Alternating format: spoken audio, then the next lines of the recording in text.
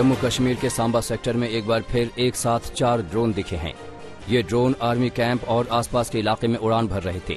Drone जमीन से 500 metre की ऊंचाई पर उड़ान भरते दिखे। इनमें से एक ड्रोन कैमरे में कैद हुआ।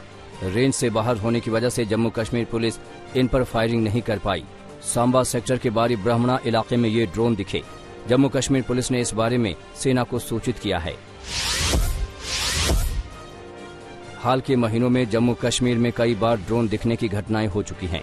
इसके मद्देनजर सेना और जम्मू कश्मीर पुलिस सतर्क है। खास तौर पर सैन्य प्रतिष्ठानों के आसपास सुरक्षा कड़ी कर दी गई है। एंटी ड्रोन सिस्टम भी तैनात किया गया है।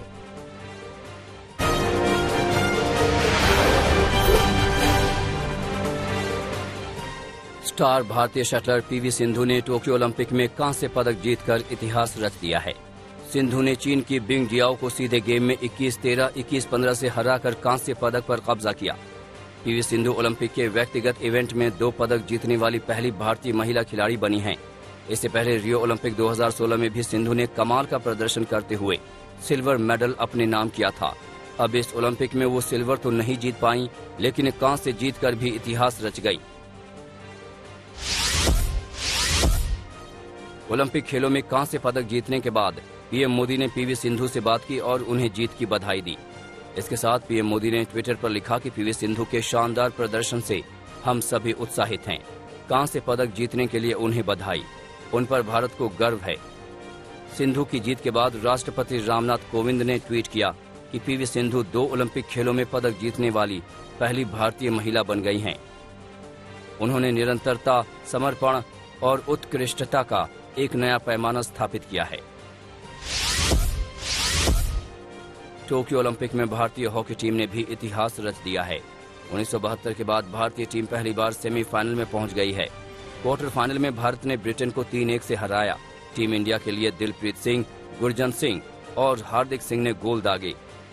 सेमीफाइनल में अब टीम इंडिया का सामना 3 अगस्त को बेल्जियम से होगा। वहीं दूसरा सेमीफाइनल इसी दिन ऑस्ट्रेलिया और जर्मनी के बीच खेला जाएगा। ओलंपिक में आज भारतीय महिला हॉकी टीम क्वार्टर फाइनल के मुकाबले में उतरेगी। भारतीय टीम का मुकाबला ऑस्ट्रेलिया से होगा। भारतीय महिला टीम का ओलंपिक में सर्वश्रेष्ठ प्रदर्शन 1980 में मॉस्को ओलंपिक में रहा था। तब टीम सेमीफाइनल में पहुंची थी, लेकिन आखिर में उसे चौथे स्थान से संतोष करना पड़ा था। टोक्यो ओलंपिक के डिस्कस थ्रो प्रतिस्पर्धा में भारत की कमलप्रीत कौर आज फाइनल मुकाबले के लिए उतरेंगी। कमलजीत ने तीसरे प्रयास में 64 मीटर का थ्रो कर फाइनल में जगह बनाई थी। कमलजीत ने अगर यही प्रदर्शन दोहरा दिया तो वो एथलेटिक्स में मेडल लाने वाली पहली भारतीय खिलाड़ी बन जाएंगी।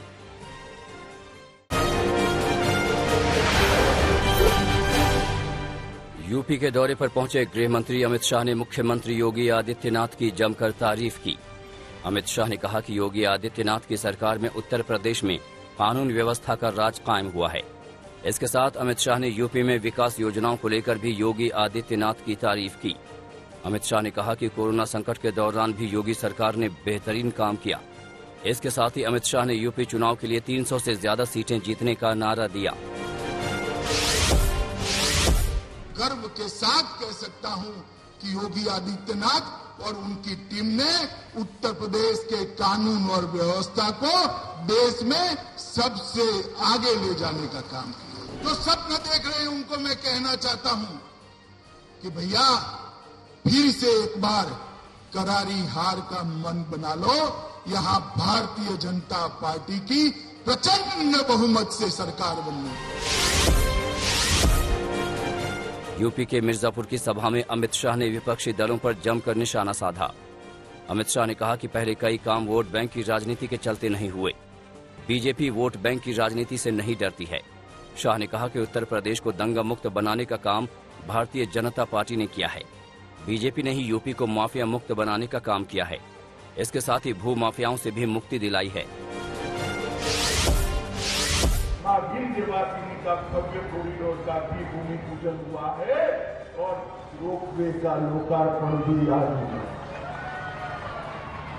अब किसी श्रवण को अपने बूढ़े माँ बाप को लाना है तो कावड़ की जरूरत नहीं है। रोपवे बिठाकर त्रिकोण परिक्रमा पूरी करा सकता है। जेडीयू नेता उपेंद्र कुशवाहा ने नीतीश कुमार को भी पीएम बनने योग्य बताया है।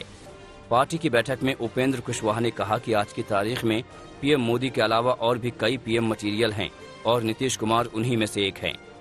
इसके साथ ही जातीय जनगणना के मुद्दे पर उपेंद्र कुशवाहा ने कहा कि पूरे देश में इसे लेकर माहौल बनाने की जरूरत है, जिसमें नीतीश कुमार की बड़ी भूमिका हो सकती है।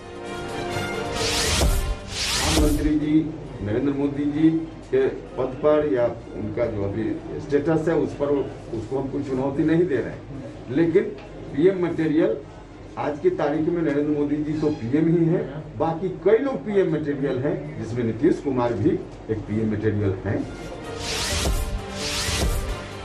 अचानक राजनीति छोड़ने का ऐलान करने वाले बाबुल सुप्रियो को पार्टी ने दोबारा अपने फैसले पर विचार करने के लिए कहा है। दिल्ली में बाबुल सुप्रियो ने बीजेपी अध्यक्ष जेपी नड्डा से मुलाकात की थी। इस मुलाकात में जेपी नड्डा ने बाबुल सुप्रियो को अपने फैसले पर सोचने के लिए कहा। बताया जा रहा है कि मंगलवार तक बाबुल सुप्रियो राजनीति को लेकर अंतिम निर्णय ले सकते हैं। सांसद पद से इस्तीफे के बाद बाबुल सुप्रियो ने नया फेसबुक पोस्ट भी लिखा, जिसमें उन्होंने कहा कि कुछ लोग अपने हिसाब से बयान दे रहे हैं, लेकिन मैं अपने काम से जवाब दूंगा।